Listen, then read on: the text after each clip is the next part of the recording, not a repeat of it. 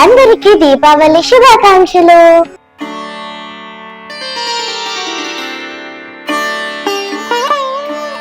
నరకాసురుడిని వరించి నరులందరి జీవితాలలో వెలుగు నింపిన మాతా సత్యభామ శౌర్యానికి, చెడుపై మంచిని సాధించిన విజయానికి ప్రతీక ఈ దీపావళి. ఈ దీపావళి దివ్య దీపావళి వరుస అజ్ఞానపు చీకట్లను తొలగించి విజ్ఞానపు వెలుగునిచ్చును.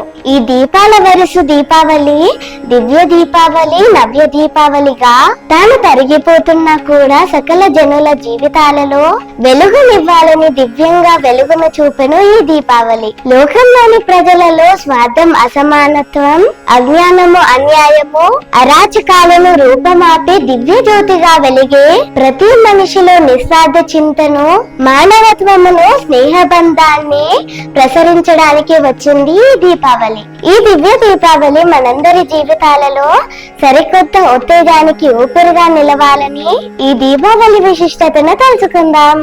అంతకంటే ముందు మన డియో శీర్షిక ఛానల్ ని సబ్స్క్రైబ్ చేసుకోండి. భారతీయ సంస్కృతికి ప్రతిబింబంగా వెలుగుందే భారతీయ పండుగలలో దీపావళి ఒకటి. ఆనందోత్సాహాలతో జాతి కులమత విభేదాలను విస్మరించి సమైక్యంగా జరుపుకునే పండుగే దివ్య దీప్తుల దీపావళి. నరకాసురుడు అనే రాక్షసుడిని వధించిన మరుసటి రోజే ప్రజలు ఆనందంతో దీపావళి పండుగను జరుపుకుంటారు అని పురాణాలు చెబుతున్నాయి.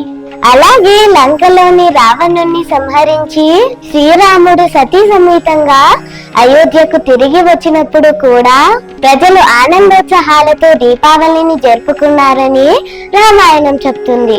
అలాగే ప్రతి ఏటా ఆశ్వయుజ మాసం కృష్ణపక్ష అమావాస్య నాడు జరుపుకునే దీపావళి పండుగ రోజున భక్తి శ్రద్ధలతో ఆ లక్ష్మీదేవిని పూజిస్తే శుభం జరుగుతుందని మన నమ్మకం. నరక చతుర్దశి రోజున సాయంత్రం వేళ లక్ష్మీ అమ్మవారిని పూజించి దీపాలు వెలిగించుకోవాలి. చీకటిని పారదోలుతూ వెలుగును తెచ్చే పండుగగా, విజయానికి ప్రతీకగా దీపావళి పండుగను జరుపుకుంటారు. దీపావళి పండుగ రోజున ఇంటిని అందంగా అలంకరించుకొని ఇంటిల్లిపాది నూతన వస్త్రాలను ధరించి సాయంత్రం అమ్మవారిని పూజించాక పిండి వంటలను సేవించి బాణసంచాన్ని కాలుస్తారు. ఈ టపాసులు కాల్చడంతో క్రిమి కీటకాలు ఏవైనా ఉంటే నశిస్తాయని ప్రజలు నమ్ముతారు. అందరూ ఈ పండుగను చాలా జాగ్రత్తగా జరుపుకోండి. దీపాలను వెలిగించేటప్పుడు, టపాసులను కాల్చేటప్పుడు జాగ్రత్త వహించండి. ఆ అమ్మవారి ఆశీస్సులు మీపై, మాపై, అందరిపై ఉండాలని కోరుకుంటూ మరొకసారి మీ అందరికీ దీపావళి పండుగ శుభాకాంక్షలు.